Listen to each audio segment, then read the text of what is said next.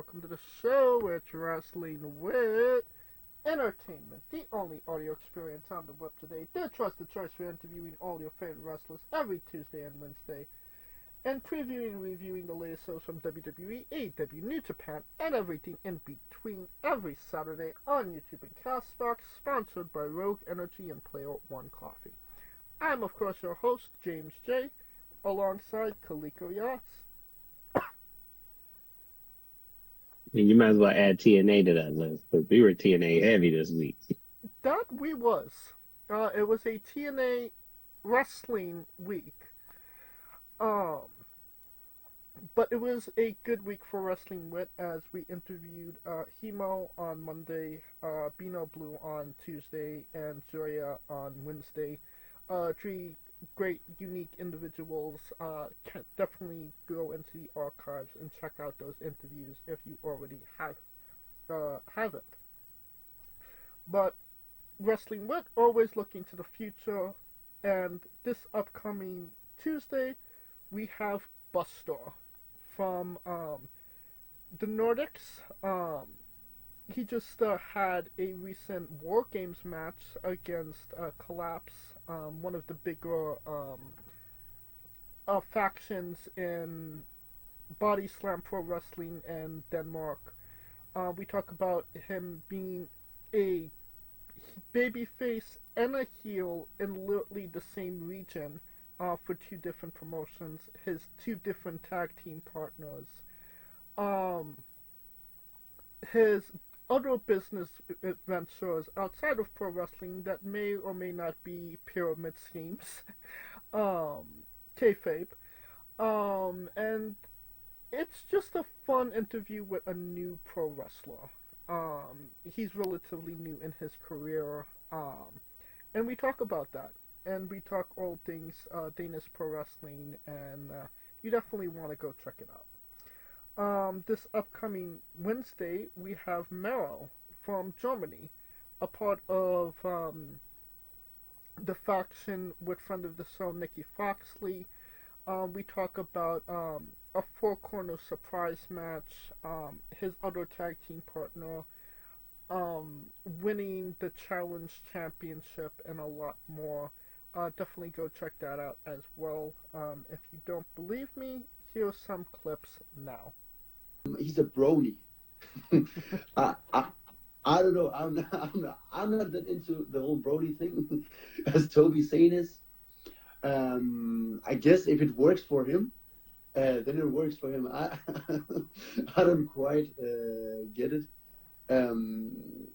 Like he has the whole My Little Toby Sane thing going on, and I don't know.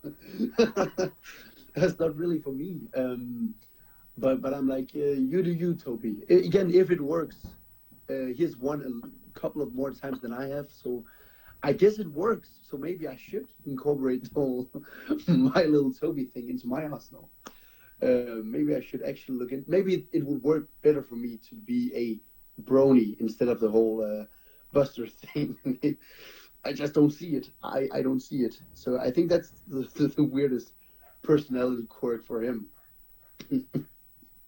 Sounds like you need some more Twilight sparkle in your life.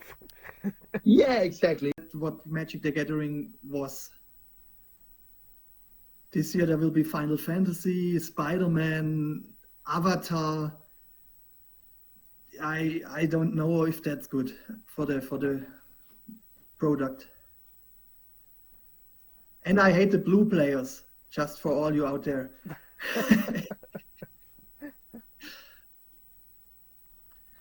What did blue players do? Blue players don't let you play with. They you can't play because they break everything you do. They play their own game. You can't play one spell if they want it. They kill you by boring you.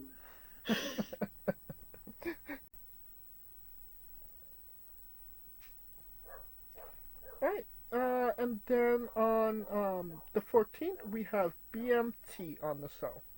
So definitely check out our Twitter at Wrestling with E for information on who will be interviewing, as we know when we are interviewing them. All right, time to stop putting us over part of the so to the side. No, Kaliko. I mean, if you look at these releases, we might be more over than most. Yeah, and it is a great day for wrestling because we are wrestling with the news. And it's not a great day for WWE alumni at this point. Last night during SmackDown, multiple WWE / NXT wrestlers were released. Um, Most notably, Braun Strowman, Kaden Carter, Katana Chance, Shayna Baszler, Dakota Kai, Cora Jade, Gigi Dolan, Jakara Jackson, Eddie Thorpe, and Riley Osborne. We talked a little bit before we came on air, but what names really stick out to you on that list?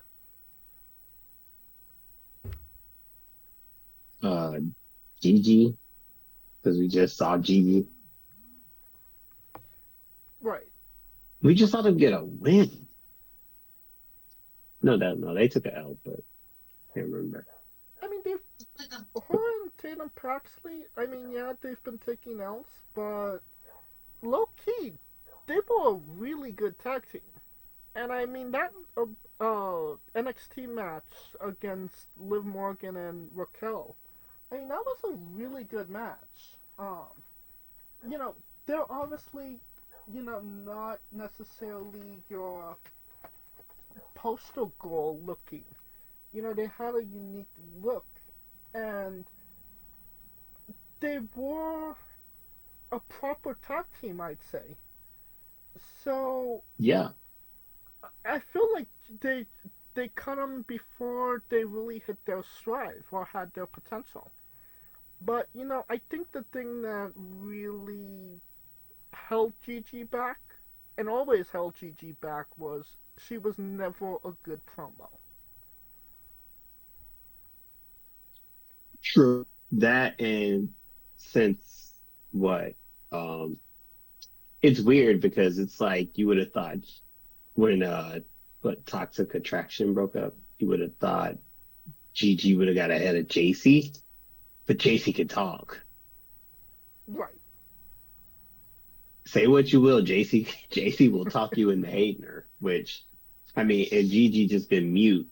And that's the weird part, because when the whole betrayal happened, you would have thought she would have been able to get off on, promo wise. But I guess it just didn't happen that way. I mean, we saw her last WWE match. How about that? So that kind of, Weirdly enough, her last WWE match in TNA. Go figure. I But was gonna say weirdly enough in TNA. Another one is Jakara Jackson. I mean, Jakara, low-key, just when I was starting to kind of believe in, the metaphor girls, they cut Jakara. And I'm just like, why? She was really good with Last Legend. You know what I mean? yeah, I mean, it's weird. It's weird. And they were just on TNA. Jesus, it's like, what is it like? Was that like a foreshadow or some shit? Like, what the... This is where you're going to be employed soon. Probably not, because it's.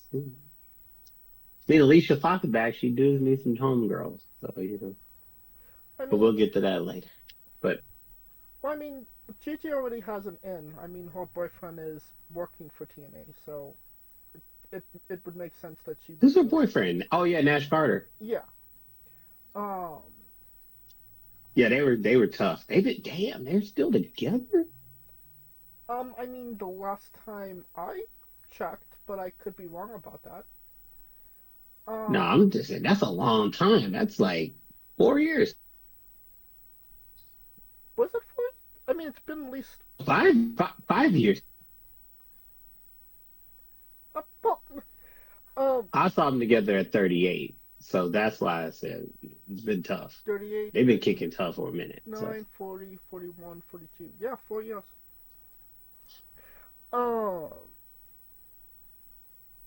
Is it interesting? I mean, Cora Jade. I mean, she kind of fell to the wayside these last couple of months. I don't know why.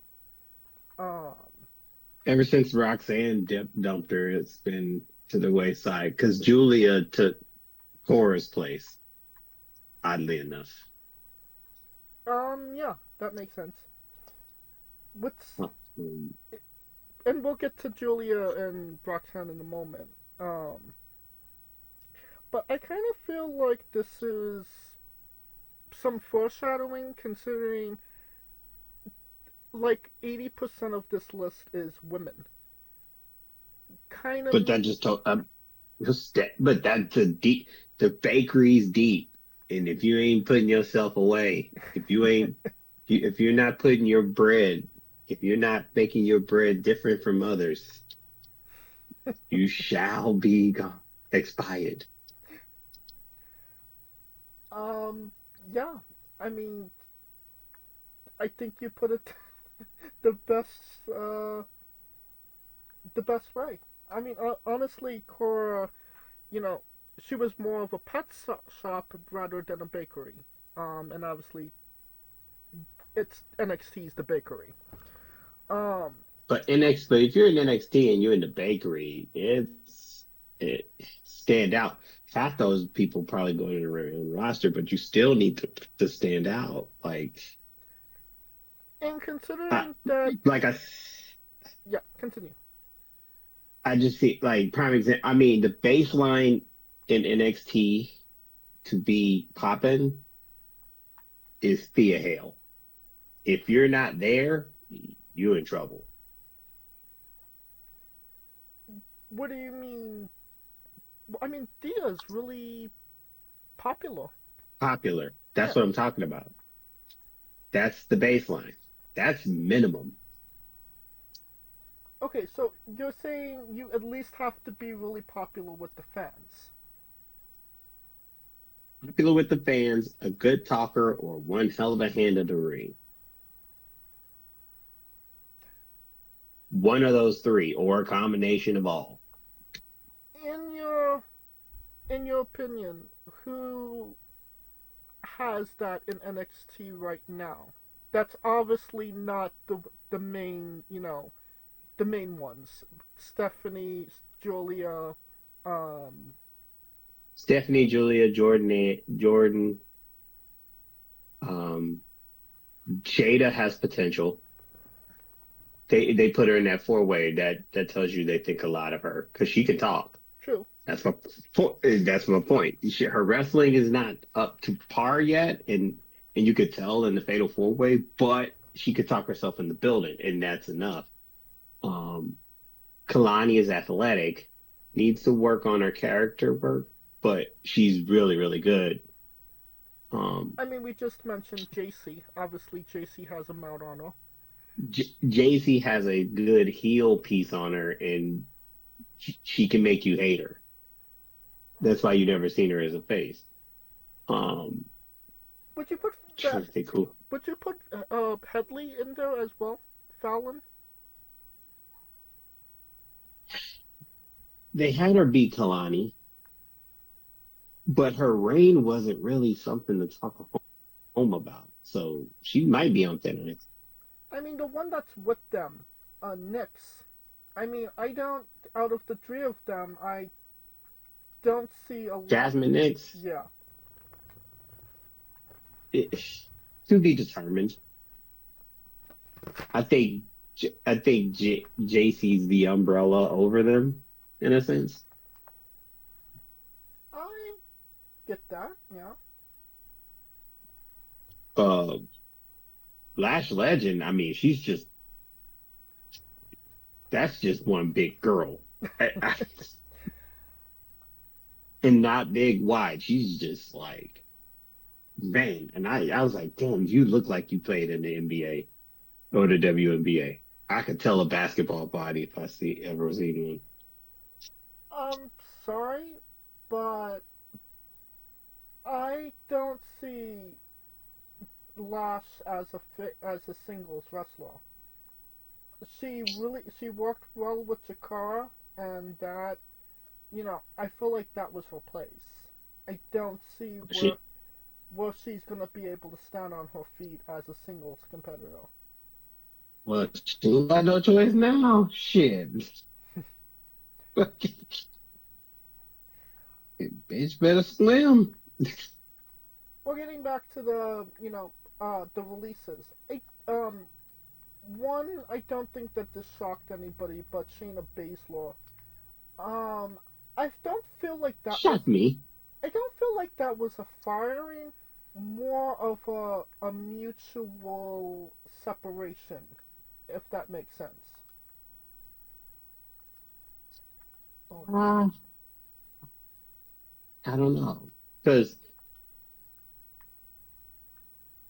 I mean, considering that she was there while Ronda Rousey was talking shit about WWE, tells you, a lot about how she was above the politics, considering that's like her best friend. right. Um,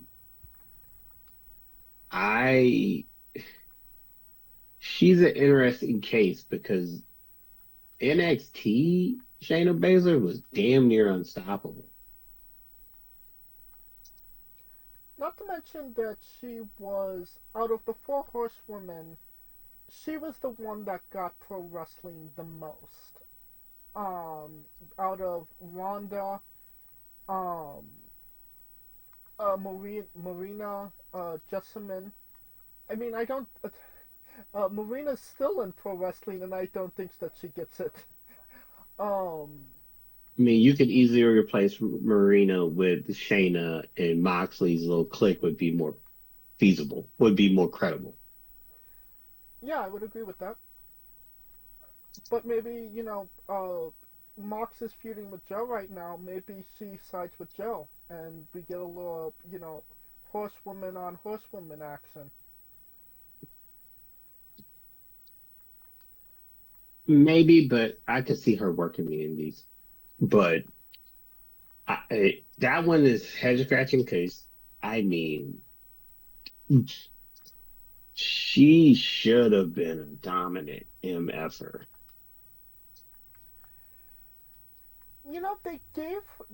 They gave her a lot, but in the same breath, they didn't give her a lot. She was never a world champion on WWE TV.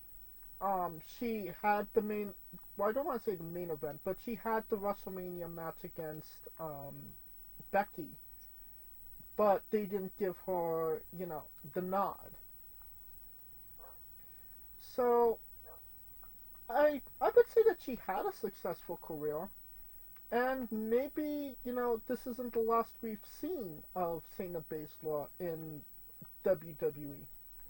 If there, out of everybody that got fired or released, I would say that she maybe has the most likelihood of maybe making a return. Agree? Disagree? But, I mean, yeah, I agree. It's just a matter of Shayna's going to have to go. If she's going to do that, it's going to have to be like the Cody route. But Um, Kaden and Katana. Um, unfortunately, they never brought anything to the table. Kaden was just a Timu version of Athena, and Katana was just way too small. And I mean, she could have been like a Rey Mysterio, but if I'm being honest, I don't even remember her having a singles match in the last 5 years. And I'm being generous with 5 years. yeah, because she was hurt. Then they had the And then they came back as a tag team and just been a tag team ever since. I mean, she's probably had singles matches in the sense of like building tag team title matches, but yeah, everybody just knew her as American Ninja Girl. Well, at least she has something to fall back on. I mean, they can make the run in the Indies as a tag team. So, I mean, my issue is that they got rid of they merged those tag titles, and even when you merge the tag titles, you still don't have enough tag teams because you're putting single people together and Right. hoping it works out, i.e., Liv Morgan, fucking Raquel Rodriguez. I mean, you're being generous with that one, but I mean, Lara Valkyria and Bailey, if we're being completely honest. Um, I mean, who is it? The previous champs before them, who the fuck they uh, beat them from? Bianca and Naomi. Bianchi and Naomi. See, But I mean, if they would and have, that's what, and, I mean, if they would and have still it, held on to Gigi and Pax, well, I mean, Paxley's still there. Um, Dolan and Paxley, Jakara and Lash, Katana and um, Kaden. I mean, that's three tag teams right there. I mean, you could have, I mean, it's not a basis for a solid tag team division, but I I mean, mean, at least there's bones there. You know what I mean? true, but they got rid of Isla Dawn because Dawn and Fry was a tag team. And honestly, I think I prefer Dawn. I mean, not Dawn. Alba with Piper. I mean, it's done wonders for her career in like literally like 3 weeks. I'm not So I going. mean, I'll die in this hill. She was holding her back. how dare you? Isla Dawn is fatty though. I mean, it's true. I mean, fucking Dakota Kai, man. Um, Her um, body betrayed her. Her body betrayed. you would have I thought mean, she you was just too skinny. I think she just needed to muscle up to take those hits because it was just like her ACLs were just it just gave out. It's weird. And considering that most of her offense was kicks anyway, didn't really help. true. But You would have thought sweet being girl. you don't would have thought being in one of the bigger factions in WWE, Damage Control, it would have given her some grace, but nope. I knew it was an occurrence for her when EO won the title.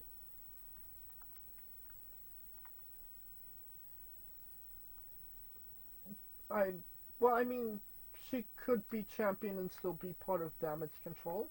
What? Well, my point, me personally, I thought the play was going to be EO getting betrayed by Dakota or EO betraying Dakota. Right. Clearly, there's an alternative route they've went since then. Oh yeah, EO solo. That's what they did. Yeah, I'm assuming EO solo. Asuka is going to team with what is her name? Kairi Sane when they come back. I mean the Kabukis. Yeah, but I pretty much Damage Control is dead right now. Is dead, right? I mean, there was never a Damage Control. What do you mean? When Bailey left, it was just remnants of it. I mean, true, but low-key, they were Nah. surviving. They had their head above water for a short amount of time. And like I said, the problem with that group was, like I said, Bailey to Damage Control was what JC Jane is to her group. The mouthpiece that could talk for everybody True. and give cover for everybody. And when that person leaves and you have four in the group, not really adept at English, and the fourth person who knows English, but we haven't seen her mic skills really just pop off. Right. It was dead in the water. That's what I'm saying. Yeah, no, you got a point though. Braun Strowman. I'm not gonna sit here and tell you that I'm crying over this one. I've never been a fan of Braun Strowman. I don't know why they brought him back. Yeah, like when 90% of your rivalries are this guy pissed me off, so I'm going to chase him for 15 weeks. There's nothing you could really do. There's more things that you could have done, but they didn't do them. I mean, he's been dead in the water since Ricochet left, if I'm being honest. But he's also not a talker. But I mean, I think that this is a great opportunity for Tony Khan to reunite that tag team between Ricochet and Braun Strowman. I mean, it was literally the most over both guys were at. Oh yeah, we need another big guy, little guy tag team in TNA. Just AEW. dandy. TNA, AEW, same thing. No, I'm just It is most. sorry. TNA has been on the brain a lot this week. Excuse us, America. I think that it would be a really great rehash, Ricochet and Braun Strowman, in my opinion. It could revitalize both of their careers in a matter of moments. I mean, Ricochet is more relevant now than ever because everyone hates him. I wouldn't even say it's what he's doing on AEW, it's just his Twitter game, honestly. Or his lack thereof Twitter game.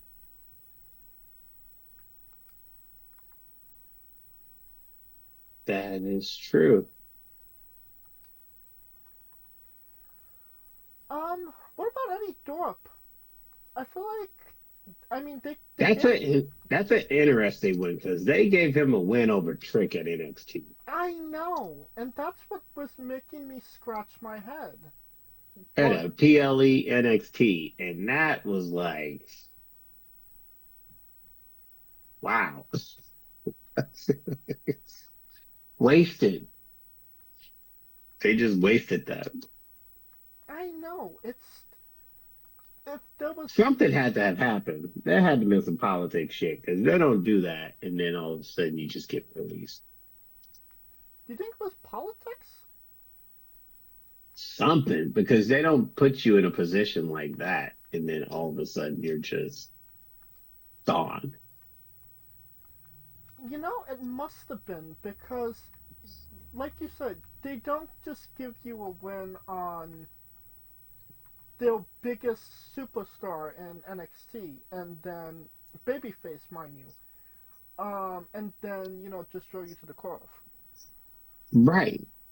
It something happened. He must have got caught smuggling crack or something. I don't know. It's weird. These are just speculation, rumor, and innuendo. We don't actually know. Oh gosh, if there was we are not saying.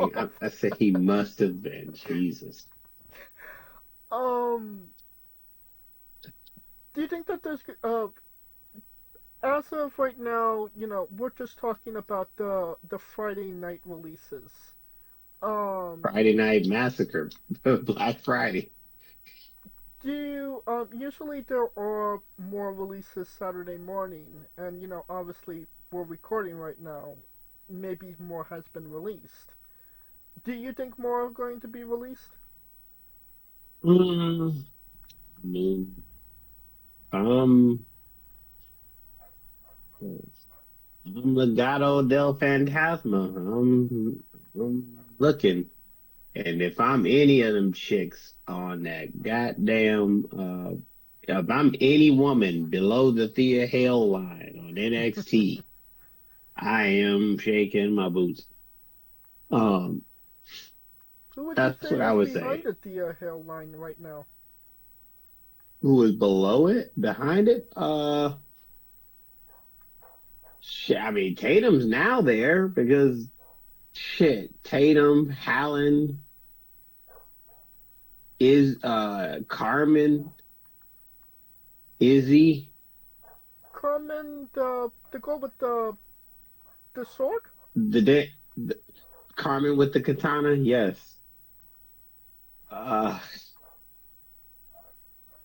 Uh, fuck, who else? I feel like Jasmine Nix is in there, if I'm being completely honest. I mean, if that's the case, yeah, them two. But I mean, But okay, I know this is a real controversial one. Nikita Lyons. no, She can't she ain't not. she can't No, talk, she can't wrestle, but she definitely has a connection to the fans with, if there was a poster child for the bakery, I would probably say it's her, right?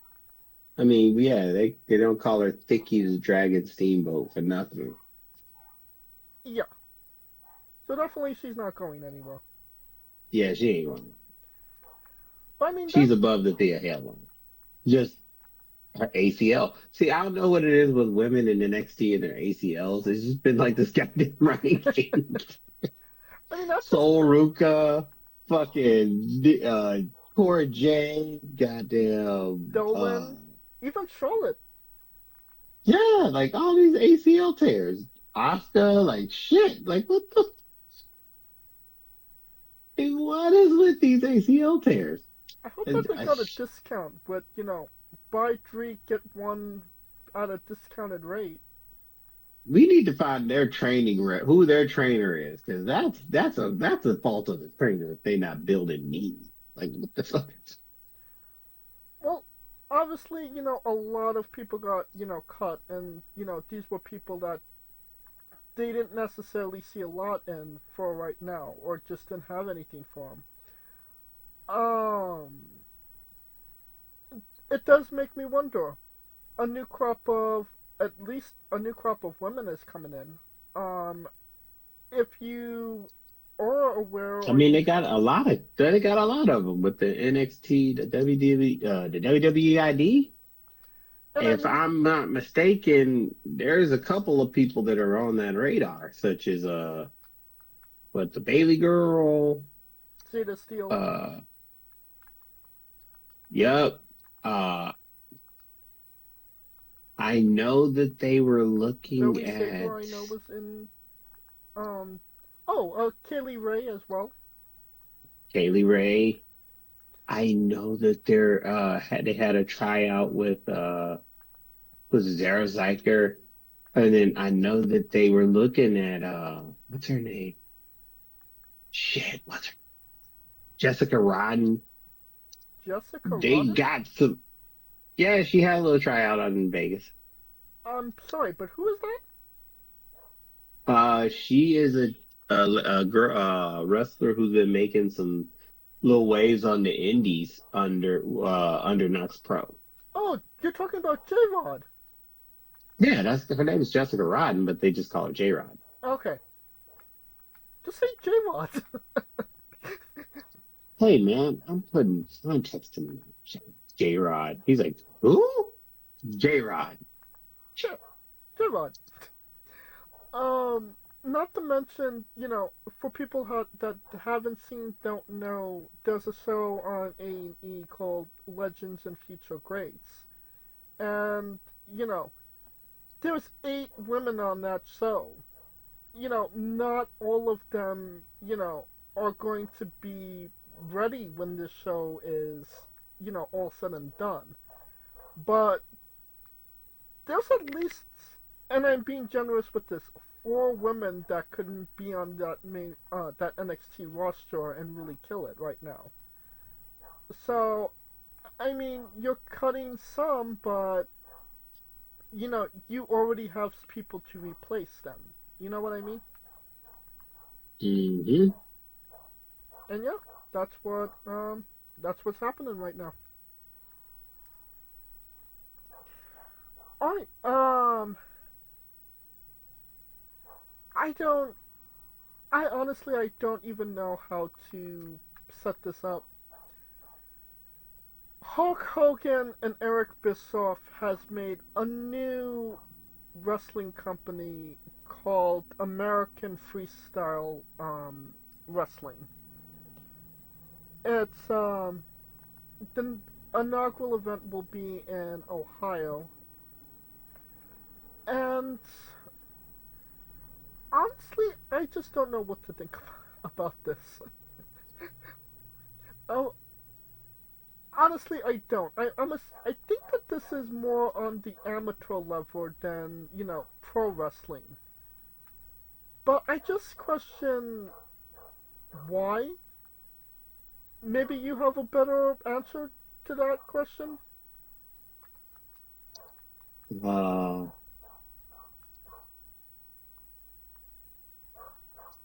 Trying to cash in on the alt-right wrestling fans? I don't know. Okay.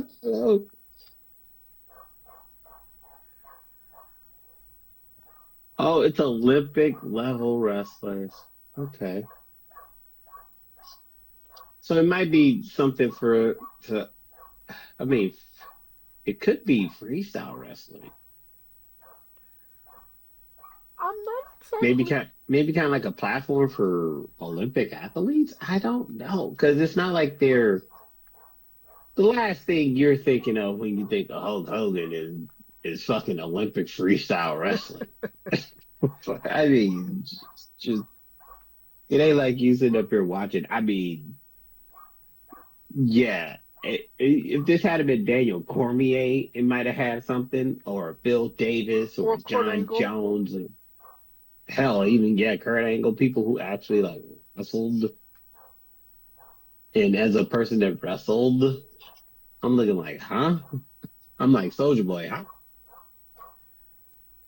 Well, I mean, when you think about pro wrestling, obviously one of the first names that come up is Hulk Hogan, and if he's using his name to you know promote new wrestlers, and those new wrestlers might make it to pro wrestling one day or make that transition. I'm not exactly mad at that. I'm I'm happy that he's giving these guys and girls, a platform to, kind of show their metal. But at the same time, this isn't exact. Hulk Hogan isn't exactly people's most favorite person right now. Whether it's his beer, his views, his political views, him just existing in general. um, he said that he doesn't want it to compete with WWE and UFC, but be on the same level as a WWE and UFC. I mean, Mm, no, no. it's wishful thinking for sure, but I don't see that happening I either which way. Yeah, I don't see it. I feel like this low key. This is kind of a wait and see thing. I think we need more information. What are your thoughts about that? Yes, damn sure. Just wait. 'Cause, I mean, honestly, it ain't like I'm not holding my breath, and I'm not anxiously waiting for any information about it.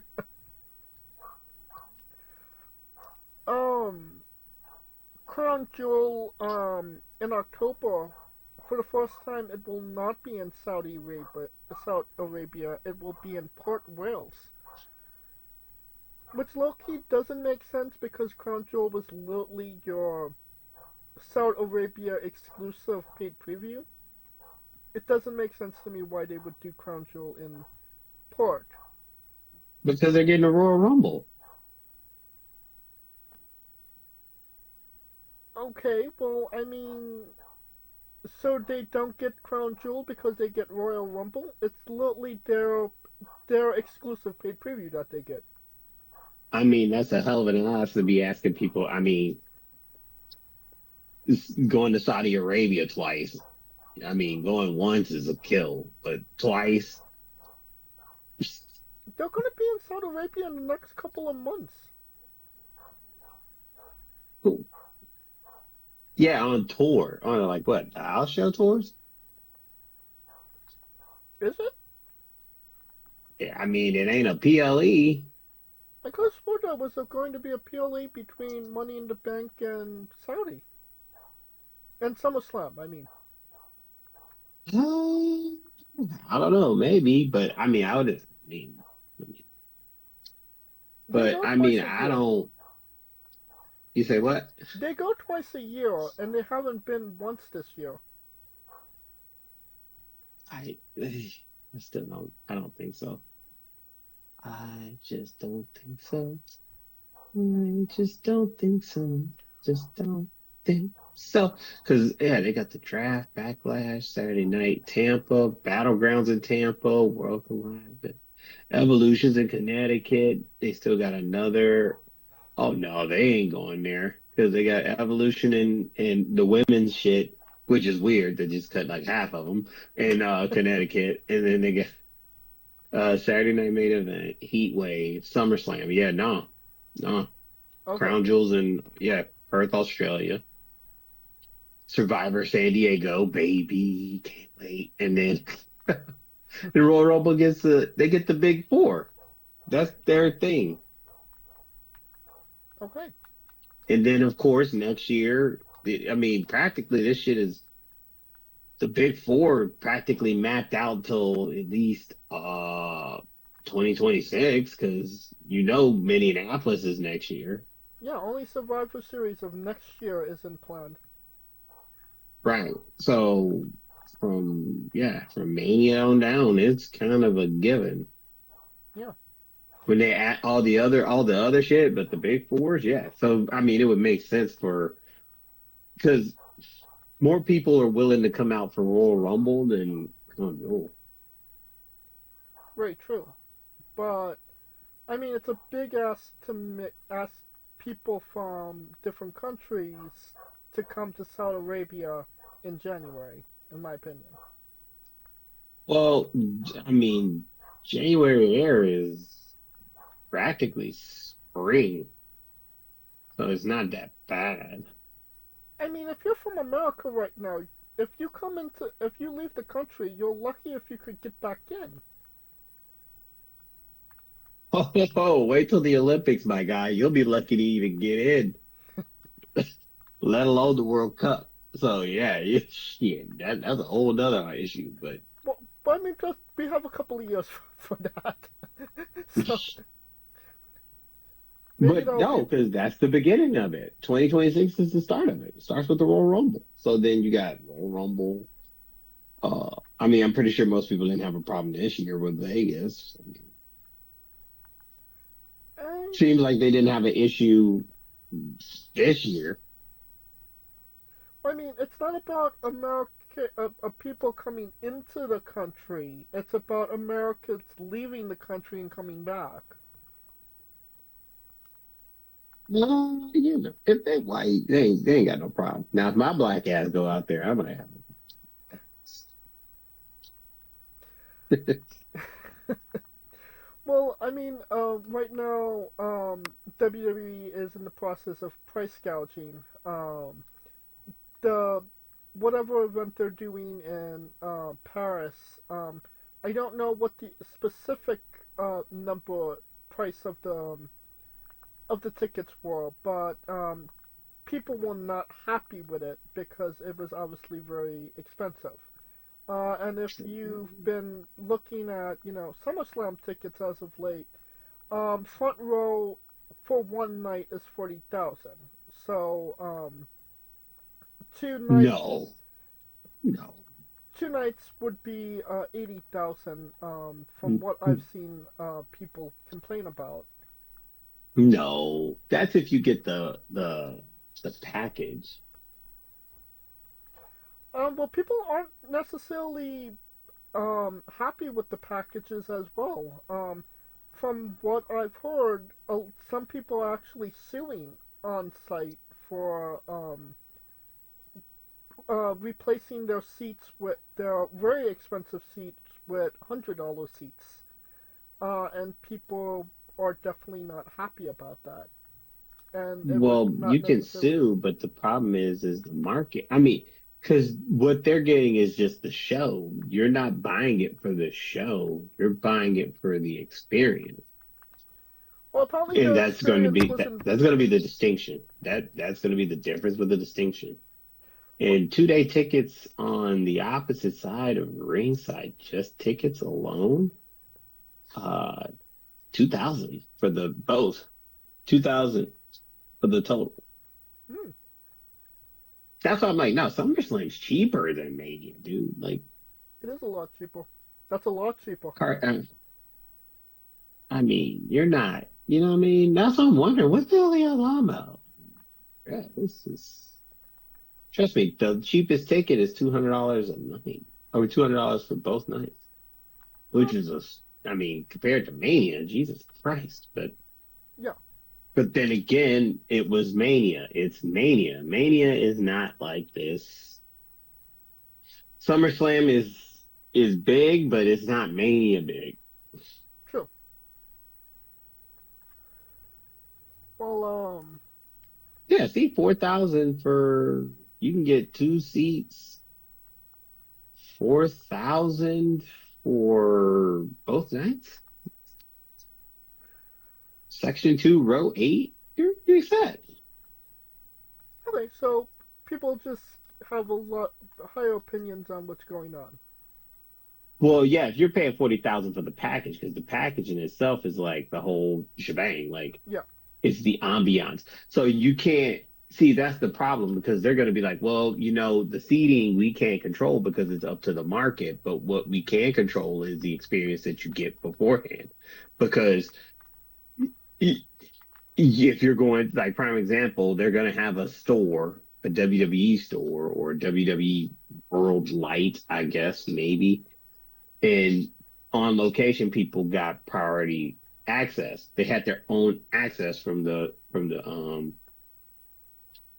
regular people, not to mention they had their own access getting into the stadium. They had their own access. They're going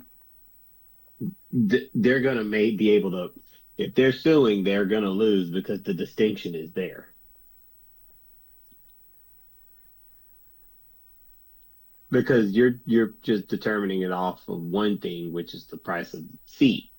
But the seat is just the price. Who's to say that seat is not a break?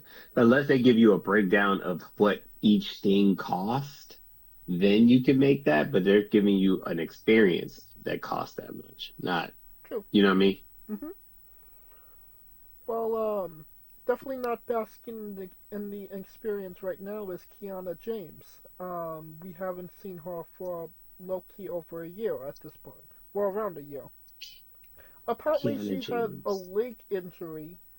ACL. I keep telling you, bro. These guys, bro, it's like Field Team 6 with these goddamn ACLs.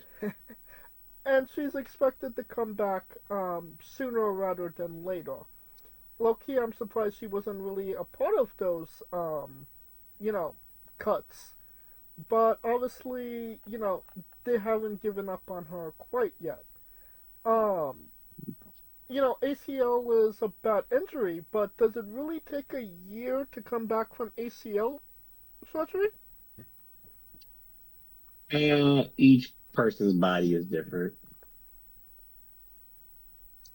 Like, yeah, it just depends on how the body takes, how the body takes that surgery.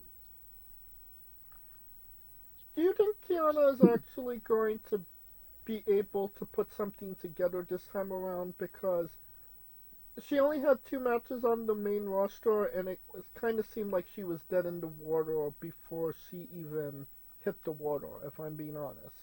Well, they need more contenders and gatekeepers for those two workhorse titles that they just created. So, I mean, it seems like what's the point of having these titles if you're not going to have women fighting for them? True. So, put her with Valkyrie at this point. I mean, verdict's out. We'll see how she goes. Let's just have her come back, do her duck dizzle, see where it goes. Well, she's on her way in. Liv Morgan is on her way out. Not leaving the company, but she's taking some time off to film a movie. Um, People seem to have really high hopes that this is going to be a really like blockbuster movie. I mean, I'm more on the lines of wait and see, but there's high hopes for it. What are your thoughts on Liv Morgan kind of going into the world of, acting when she's quite possibly at her hottest right now? I mean,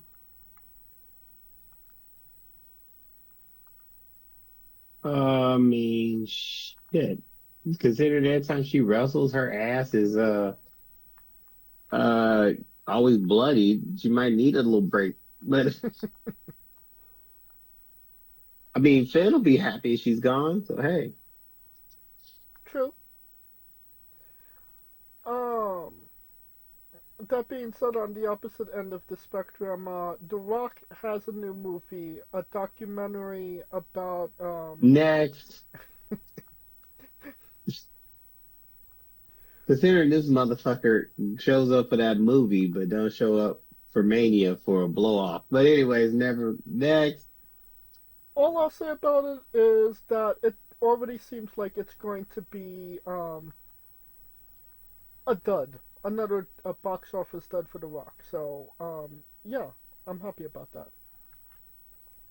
Damn. Where was we next? Oh, speaking of duds, Mercedes Mone just came out with this new. I don't want to say it's a new thing, but it's not a subscription service.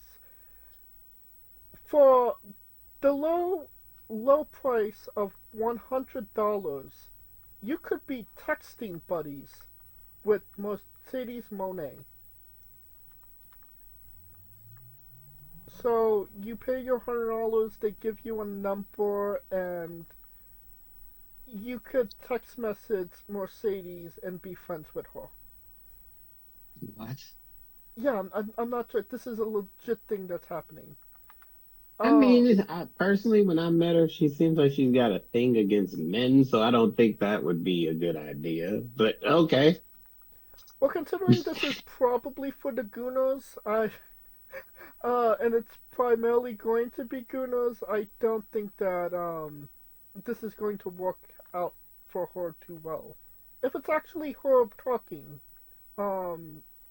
there's a very good chance that this is an AI bot. I don't even, dude. $99? Text the girl? Damn. I could tell that you're speechless at this point. Nice. Fuck me. Next.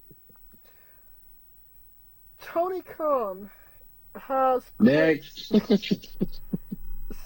Tony Khan says that Ricochet is the most compelling and interesting people in pro wrestling.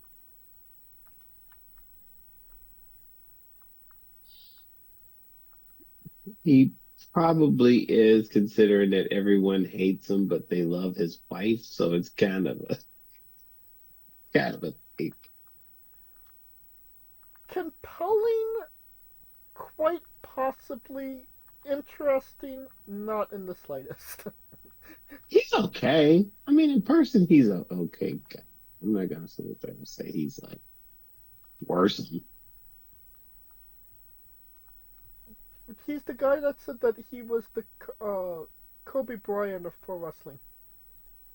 When the when I mean, what else are you supposed to say? I'm the Luke Longley of comedy wrestling?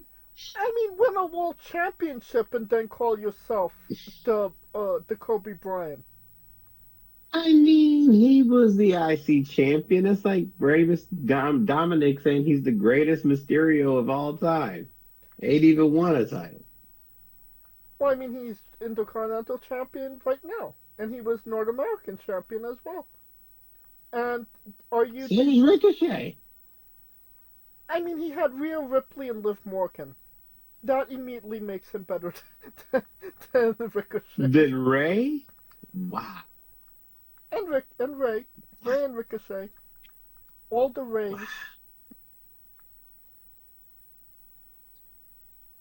Oh, wow. Did it all now. Stop me when I'm telling lies. You telling a lie, but anyways. Well, I believe I will conclude our coverage of the news. And now a quick word from our sponsors. So, Rogue Energy, the only gaming drink company in the world with 4 unique product lines to suit your task at hand, whether it be juices, shakes, smoothies, and everything else in between. Their low-calorie, no-sugar energy formula is the perfect alternative to sugar-filled canned energy drinks and sodas. Their extreme formula provides the most energy, focus, and sports performance possible. Their hydration line offers focus, ingredients without the added caffeine. Drink it anytime you're thirsty. And their shake formula is so delicious. Who doesn't love a cookies and cream, 0-calorie energy milkshake? First and foremost, they've designed every Rogue product line with performance and effectiveness in mind. It is critical that you look at the nutrition panels of drinks when comparing options. There are countless off-brands out there that are presenting low-quality, poorly dosed formulas that amount to expensive caffeine water. Every formula they produce is designed with optimal levels of high-quality ingredients. Additionally, you won't find a powdered gaming drink brand that dissolves better. No need to have chalky textures in your drink. Their taste profiles are unmatched, specifically designed for gamers, athletes, students, entrepreneurs, people with hectic schedules, individuals with low energy, podcasters who can't shut up, people who are health conscious, and so much more. Great as both a pre-workout and as a coffee energy drink replacement. Specifically designed every Rogue product line to be the best gaming drink on the planet. Rogue Energy, more focus, more wins. Use promo code WRESTLINGWITHE for 10% off your next purchase. And we are wrestling with TNA Rebellion. Took place last Saturday at the Galen Center in Los Angeles, California. And yeah, I believe this is their second paid preview of the year. And maybe Really? maybe you're questioning why we're doing a review of TNA. Well, the reason is we were both there, so we want to talk about it. One of the few times we actually showed up at the same. We were on time.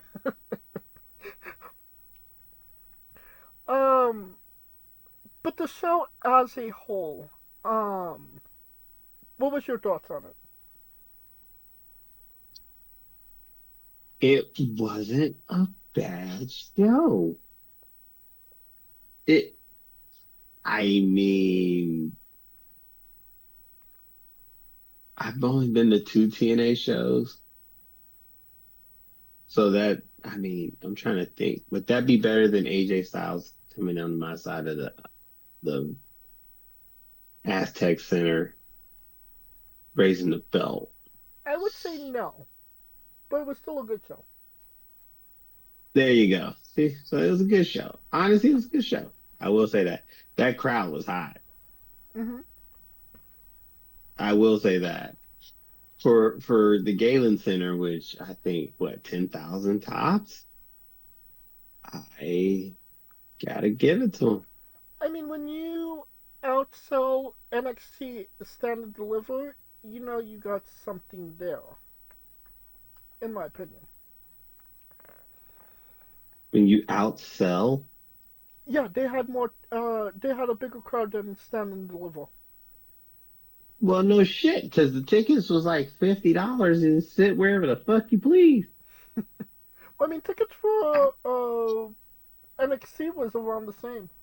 I mean, I looked up Stand and Deliver tickets, and they were But pretty that's cheap. Vegas. That's a whole different animal.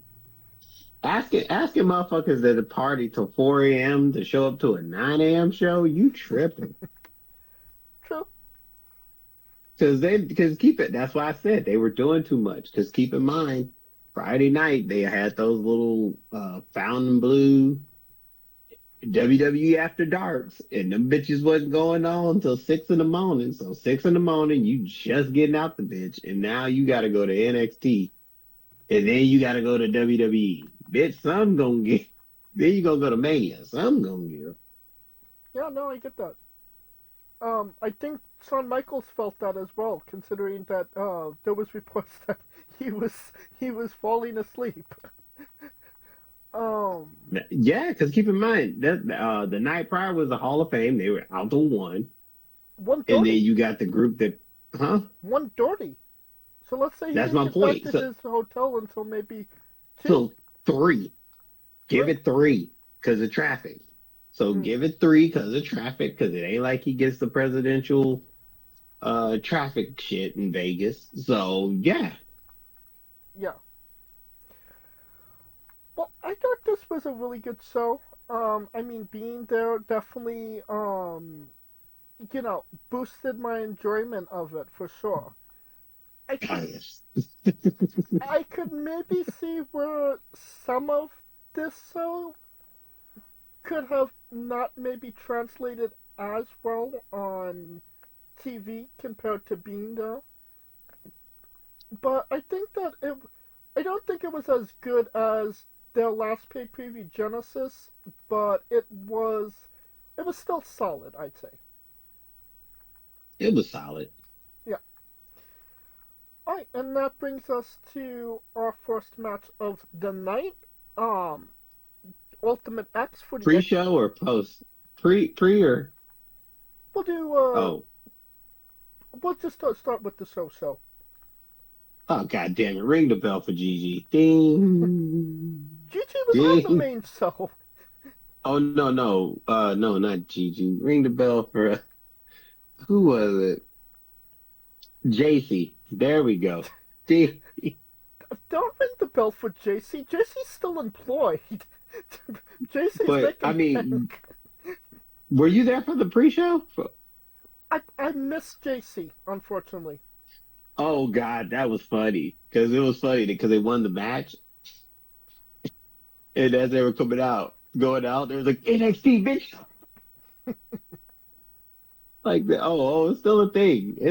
Like, don't get it twisted. We here, but bitch, we know where we at. That's just JC being JC. Jay-Z being Jay-Z. So yeah, Ultimate X match for the X Division Championship. We have Moose retaining against Casey Navarro, Leon Slater, Matt Cardona, El Hijo del Vikingo, and Sidney Akeem. Low-key, Sidney Akeem, MVP of the match. Great energy, great way to start the show. MVP of the match. He was the motherfucker that was taking all the bumps. He was just the crash test dummy.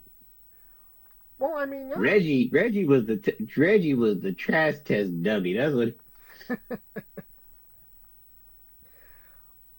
Well, I mean, he did his job, and he got the people popping for him. So, I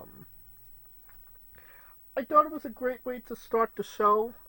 Definitely got a hot way to get the crowd into it.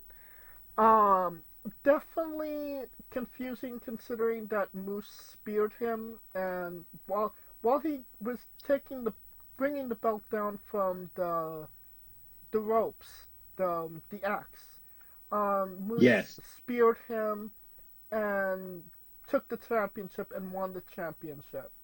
Because apparently, Ultimate X is you have to grab the belt and then land on the floor in order to win the match. Akeem did not. Um, uh, he grabbed the belt, but he did not touch the floor. Moose speared him in midair, and took the belt, and that's the reason why Moose won. Um, I mean, obviously Moose could not get his incredibly large ass of the Ultimate X, structure. So, I mean, it's a good way to get heat and have your champion retain without, having him lose. But what say you, Kaliko? He was actually entertaining in this match, to say the least. And oh yeah, and Elisa To be Edwards quite as honest. well. He was really entertaining, but he had the girl go up and get the belt. She fell down. He's like, "What the fuck? What the And he what tried the using the chair fuck?" to get up there, standing on the chair. Yes, funny shit. I'm telling you, man, that dude, he's came a long way. Hmm. He has came so long, and the right person won because it got the heat. People, I mean, I like Moose, but I was everybody cheering else for was Moose. just like, you say what? I was cheering for Moose. He was the one I was I going with. know. See, nice to know I wasn't the only one. See, Yeah. Oh, we definitely didn't agree on everybody. That's for sure. oh wow, But we'll get there. oh wow, We'll get oh there. wow, just throw me out to the best. Like, Oh yeah, your just, ass is just, going under the bus for sure. just, just for real, bro. Already? Oh my God, he's already giving me the blues. Come on. Oh my. There was one crazy bump. I believe it was Leon Slater took from the top of the scaffolding Yes. onto everybody, but they didn't catch him. He No, literally they didn't. he went splat on the ground, and I just remember seeing that and saying, I really hope he's okay because he hit floor. He did not hit meat. And that was um a controversial subject on online as well. But luckily he didn't seem too bothered by it, and he's actually okay. Thank God that he is. I So mean, he was able to get his ass back up and get to the fucking title. So he yeah. blame that adrenaline or blame. Well, again, thank God he's just okay, and he was able to stand up after that. So maybe it's just what's the word a warning call for TNA, like you know you need to get this shit in order, because they definitely need to get that shit in order, because they're not going. You don't want somebody to get hurt on your watch. Reggie didn't catch him. All right, so how many stars you give this one? Damn. So let's agree to disagree. Are we doing the 1-star bump for the fact that we were there, or are we just gonna? We could Or we just gonna act like I already have a rating in mind. Um maybe you agree, maybe you disagree, but there was definitely a bump for mine. okay. Let's see. Let's see. I thought it was a solid 4.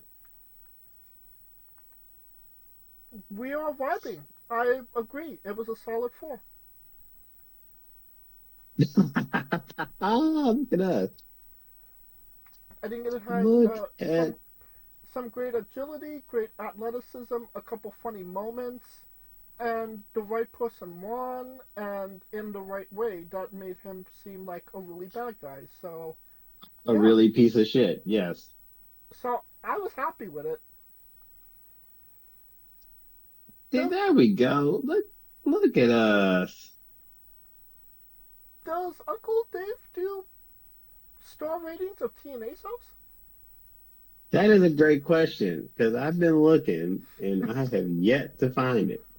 He's got Stardom, but the motherfucker only got one match that was rated from what I've seen on TNA, and it's the match that we would both think he would rate. So he So I mean, so he reviews Stardom, but he doesn't review TNA. Literally the third or fourth biggest wrestling company in the United States.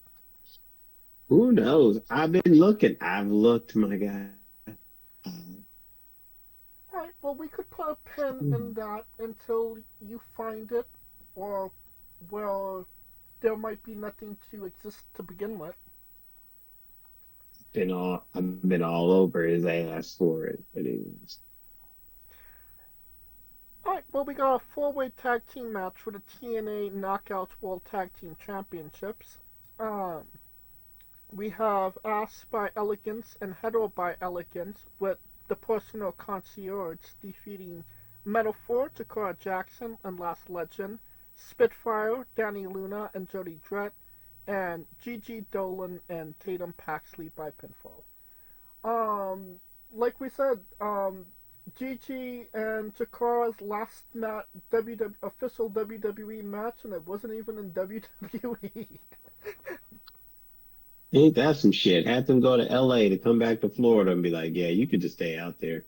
Yeah, don't come back. Your ticket was not renewed. Your plane ticket. I know, right? I thought that this was a good match. It was confusing as fuck to understand Yes. who was legal, who was not legal.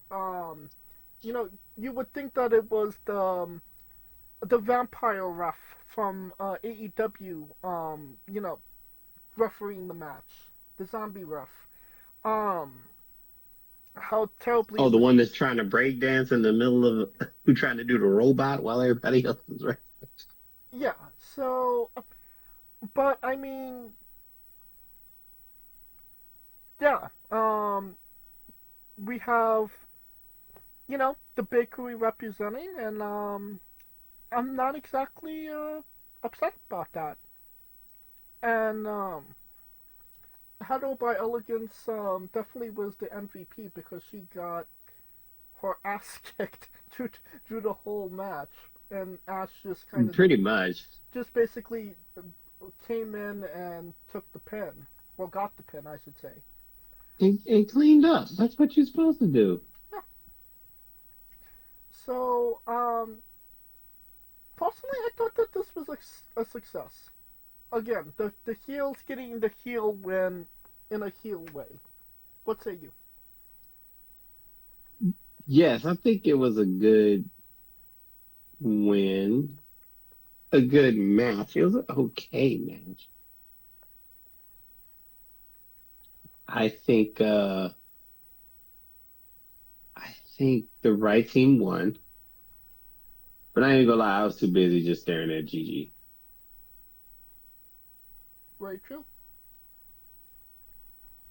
I mean, And then, Danny and Luna and of Jody course, Dredd. Lash Legend, because I was like, damn, Lash Legend stood out.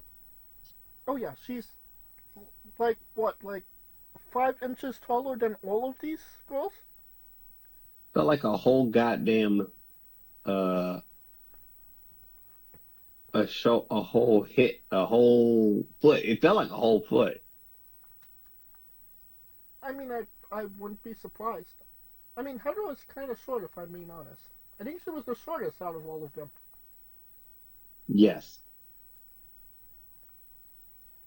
Low-key, Danny Luna and Jody Dredd, not small women. Um, TV Yeah. does not do them justice. That is true. TV does not. I mean, TV doesn't do a lot of them justice, but that's a whole different conversation for another day. Alright, how many stars do you give this one? I thought it was a solid 3. I mean, it wasn't the greatest, but it wasn't the worst. It got what needed to be done. Done. To me. I say that it's definitely a solid 3. But Gigi and Tatum look fire, so I'm bumping it up to a 4. Oh, look at you.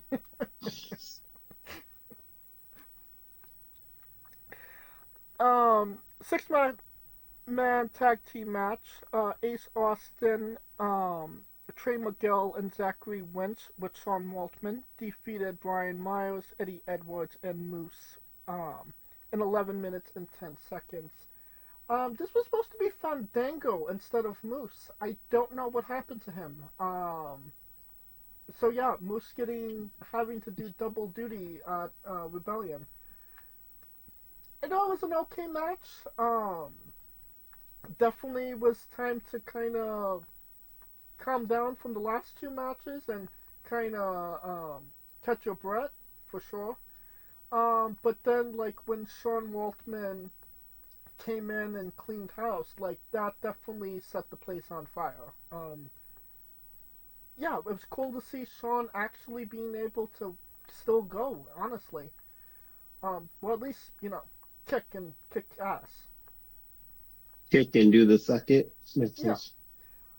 I don't know why, Yay. but Trey Miguel, he doesn't look like Trey Miguel. Is that a weird thing to say? Yeah, I thought that was a whole nother dust. That was a whole different looking fuck. Yeah, he looks completely different, and it's kind of weird, right? It is. Very weird. Well, yeah, that was my interpretation of the match. What say you? I mean, it was okay. You kind of knew X-Pac was going to do something.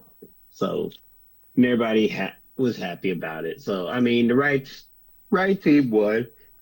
Moose took the pin after taking the pin, Getting W in after, earlier tonight. he took the pin after getting the win, so it kind of was a wash of a night. So, I mean, yeah.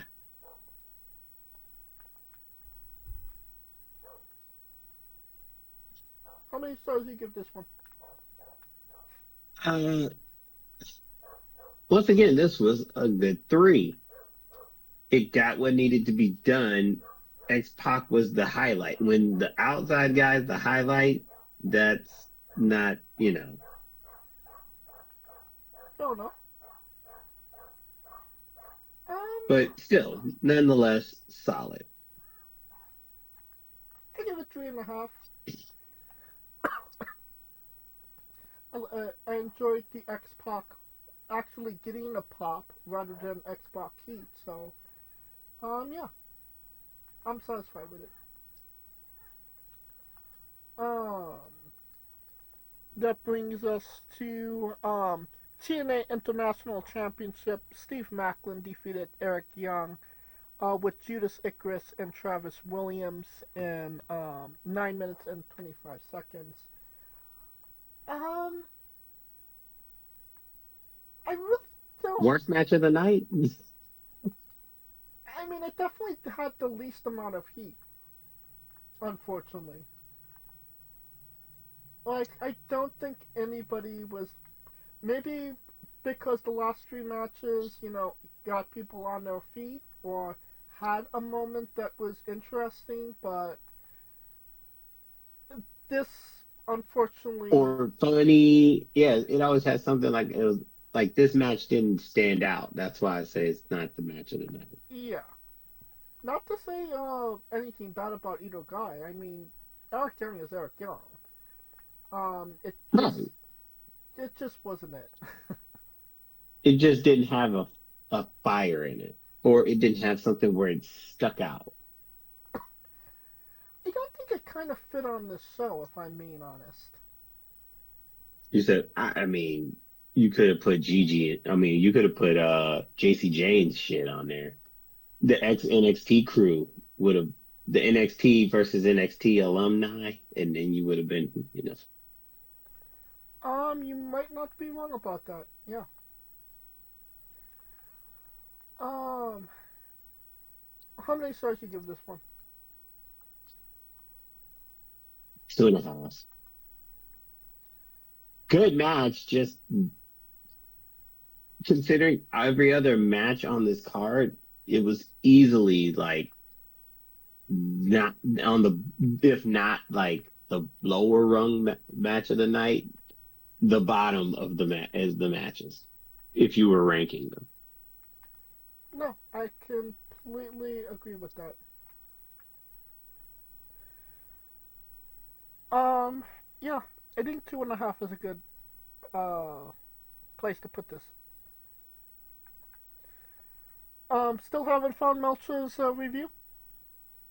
No, either that or you keeping him low key, or he on vacation, or he. And you would have thought, considering the bitch is from California, that he would have actually been in attendance. I mean, I see, ratings for the week and the other shows, but he's only rating I see is one match,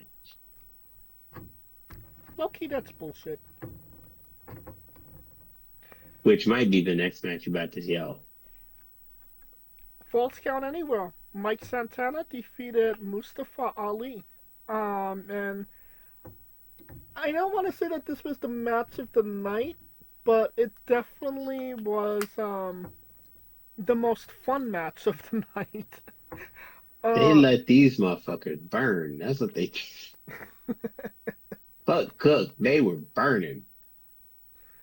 yeah, I mean, Mustafa Ali is not necessarily known for these types of matches, and low key, he looked right at home up there with Mike Santana doing the crazy shit that he did with Santana.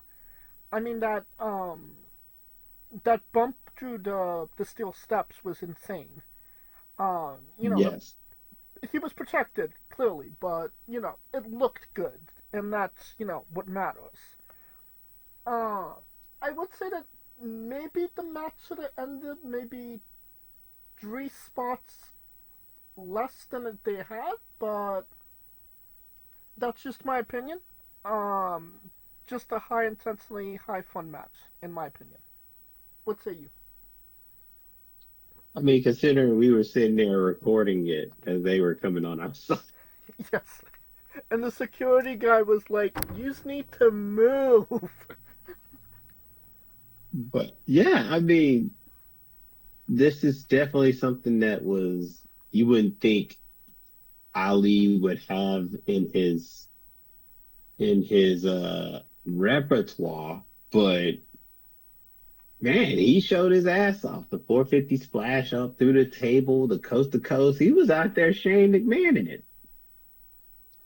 That's a great way of saying it. Yeah, saying McMahon it. He was literally Shane McMahoning this shit, and it worked. It worked. It truly worked. Yeah, definitely. Crazy even how with all the interferences, which it's crazy that Santana put a woman through a table and there was like zero heat for that. we knew what it was. Yeah, apparently that's acceptable now. So okay, Well, in TNA, it's acceptable. And then the superplex from the top of the steel steps to the through the table was a crazy. That was a crazy spot to end the match. oh yeah. Oh no, the match didn't end after that.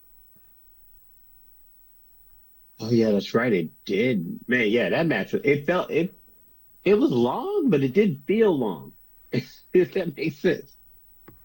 It went 19 minutes and 25 seconds. So I But it mean, did. It felt like 10. It felt. It felt like 10. It ironic, felt like 10. weirdly enough, this was the longest match on the card. I mean, I see why. Yeah. But that's why I said, maybe if the match was 3 spots, less than it actually was, it would have been just slightly better, in my opinion. I think it was a perfect spot because it was picking up from what Steve Macklin and them did. True. That match was the pickup match. How many stars you give this one?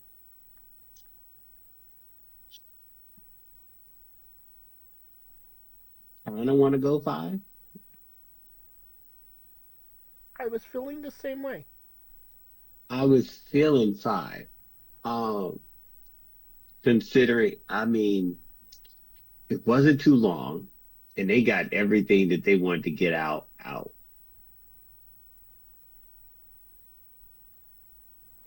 felt like this was a 4-star match, but being there and experiencing it got pushed it to the 5. It was a full Oh, star bump. 5-star curve, the bump. The bump, yeah.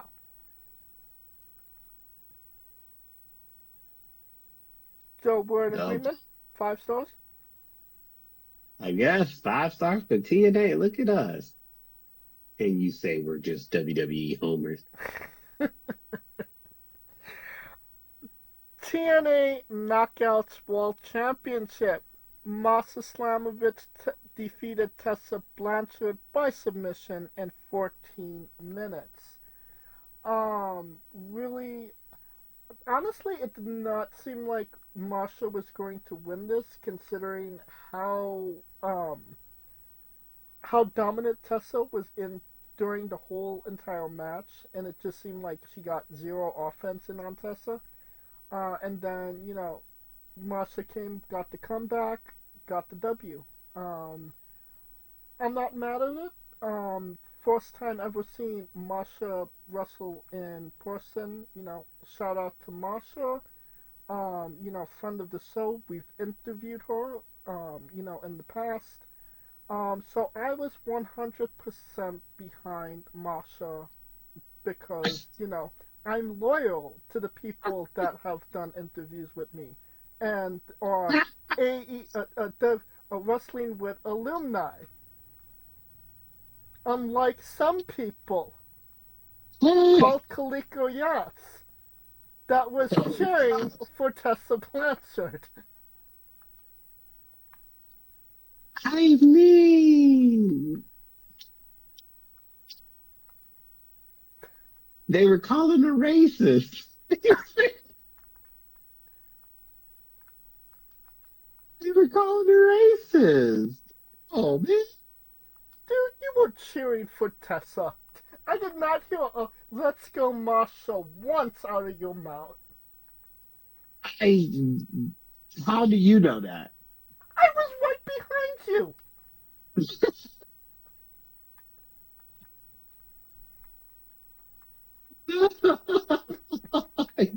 Yeah, I was. I was like, let's go tell someone. I had to go. Traitor. I'm not a traitor. It was Hey, you liked Masha. To me, Tessa was a sweet person when I met her. I had no problems with her whatsoever. People calling her a racist, I get it. You have your opinion.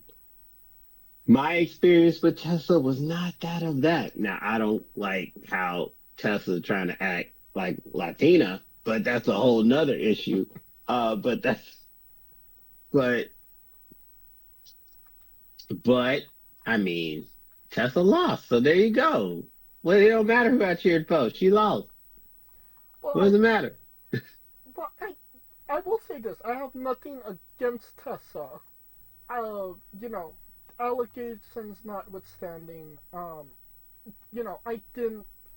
didn't think that it was maybe as big or blown up as people made it out to be. I definitely wasn't cheering she's a racist. I don't think she is.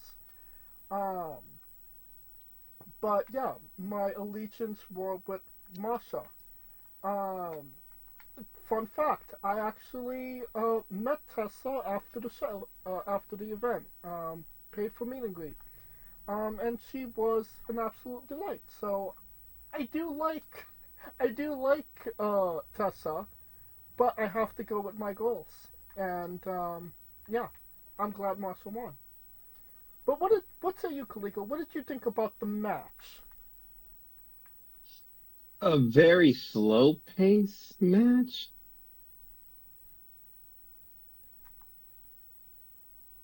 but it did the right person won.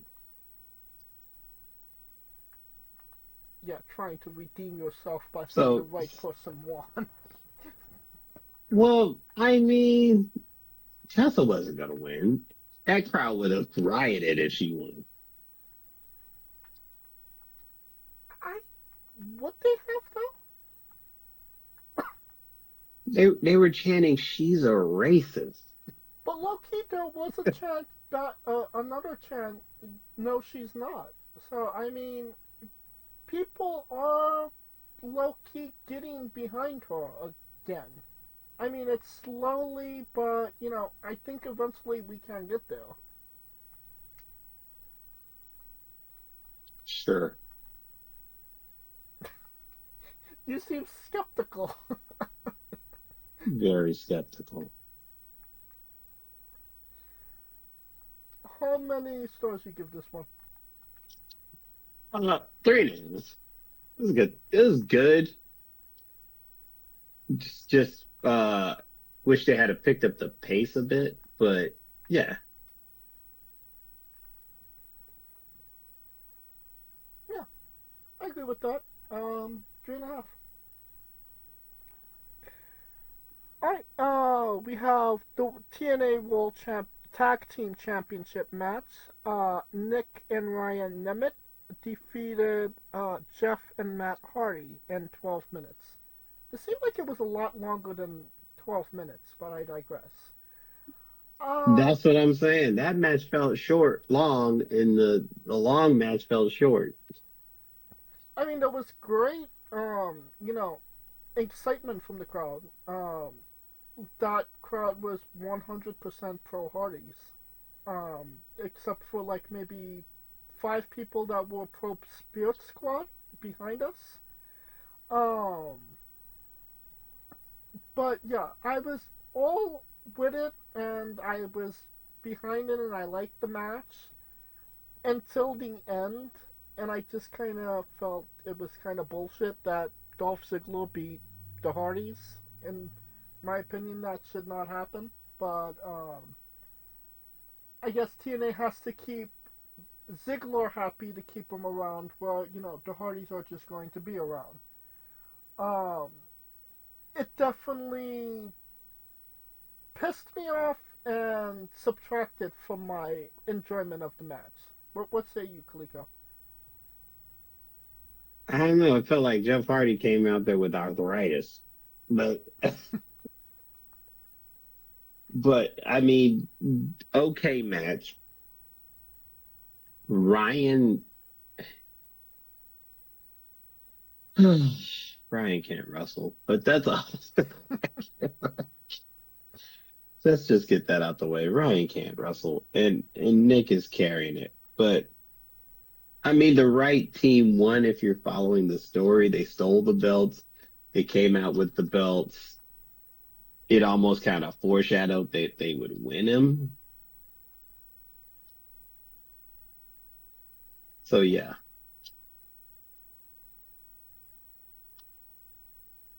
I mean that's all I gotta say. Because the crowd, because Ryan can't wrestle. You could tell the Hardys were kind of like wrestling like they knew they were gonna lose. Hmm. I mean, that's an To interesting. me, to me, but you know, And then they lost. then they lost. How many stars you give this one? Uh, the crowd was into it, so a 3. There you go. But Ryan can't wrestle. I will go with a 3 as well. Alright, and that brings us to the main event, the last match. Triple threat for the TNA World Championship. Joe Hendry defeated Frankie Kazarian and Ethan Page in 13 minutes and 40 seconds. I felt like this was a good match. The people were very behind Joe Henry and very pro Joe Henry, as they should have been. Um, the match itself was good, but I felt like it needed to maybe be like a couple minutes longer because it kind of felt like it just ended abruptly. Like Joe did the move that he needed to do to win the match, and then he won the match. Um, that's just my opinion on how it ended. But what say you, Kaliko? I mean, uh, of course the right person won because that crowd was bananas for Hendry. Mm-hmm. Which is crazy because that's Kazarian's hometown. Uh, You're absolutely right about that. fucking, fucking just, you got to feel some type of way. But And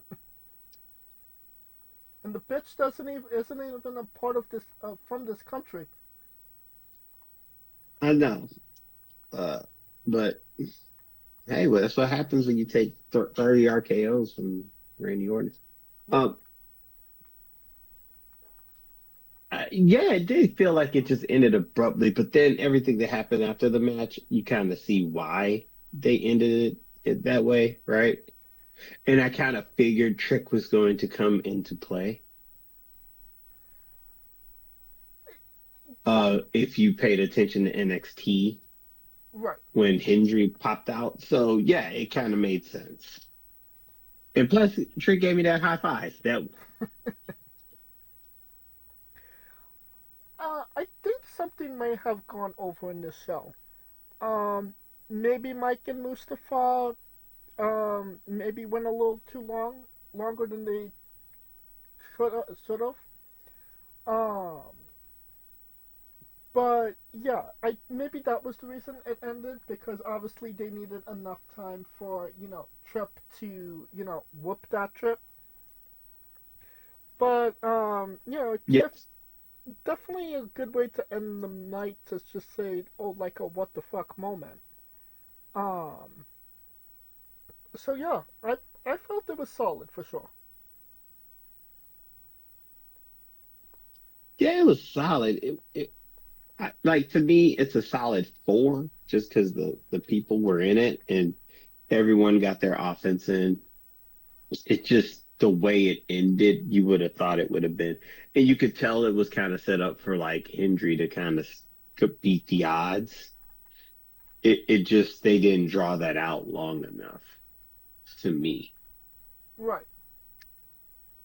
The story was there. It just wasn't. It didn't get enough breathing room. Right. But then again, when you let Mustafa burn, they weren't cooking, they were burning. Shit, like cooking. They burnt that bitch. They burnt out. Alright, so you gave this 4 stars? 4, solid 4. Yeah, I could agree with that. 4 stars. Alright. The show as a whole, thumbs up, thumbs down, thumbs in the middle. I'll give it a thumbs up. Shout out to Carlos Silva I and his lovely assistant Riley, who got us those nice seats. So I must say, very nice. I will also give this a thumbs up. I very much enjoyed my time at TNA. For Yeah, it was not very enjoyable. for not being at a TNA event since 2013, damn near 12 years. Yeah, it was good to be back, and it definitely tells you you have a hot product when it gets our asses out of the house to see it. That is true. You are on fire if we are there. But that'll conclude our coverage of TNA Rebellion in this episode as a whole. Uh, Thank you for listening. If you like what we're doing, please like, subscribe, comment, both on YouTube and Castbox. This was sponsored by Rogue Energy and Play One Coffee. Join us this Tuesday as we interview Buster, this Wednesday as we interview Mero, and join us every Tuesday and Wednesday for new incredible interviews, and on Saturdays for the weekly review, preview, and news. I'm sure something interesting will be happening next week for sure as well. We might even be talking about more releases, unfortunately, but them the breaks. Um, Follow the show at Wrestling with E, both on Xthread and Instagram for information on who we're interviewing, when we're interviewing them, links to those interviews, and so much more. Follow me personally at JamesJ993. Where can we find Kaliko? Oh man, I am Kaliko, and the Kaliko Chronicles is going to have to go through so much footage, boy, but we are back with it, back at it. Of course, with the last 2 weeks, WWE and TNA back to back, and so Yeah. looking forward to it. It's gonna be dope. It's gonna be some dope content. Looking forward to get some more dope content. Hopefully, some more. Maybe Knox Pro if they can get their shit in. It's been a hot Wait. minute since you've been to Compton Mania. You know what's crazy? I missed because I went to Mania Saturday. Compton Mania had a show, had the Ghetto Gauntlet in Vegas. Oh wow! So shout out. I know that means a lot to that guy. Oh yeah. So I shout out to Showtime. to Showtime. Walkers. Showtime.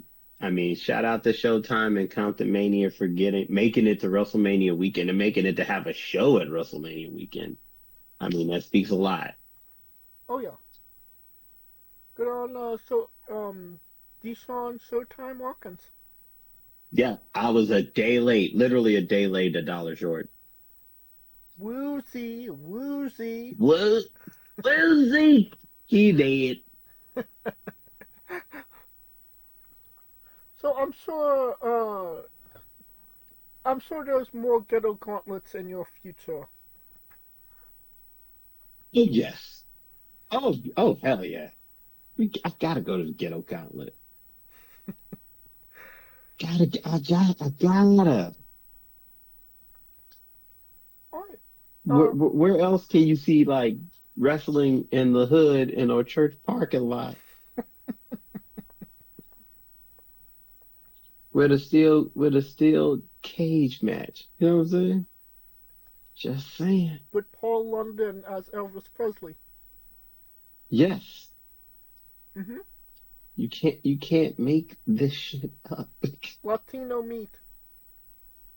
Latino meat, I love.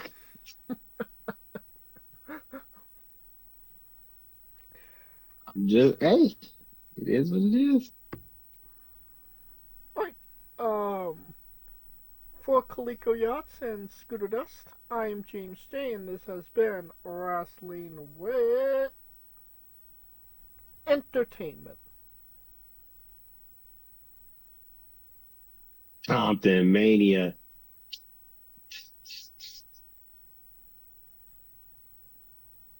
Hey, folks, this is the Colossal Mike Law, and you are listening to Wrestling with Entertainment.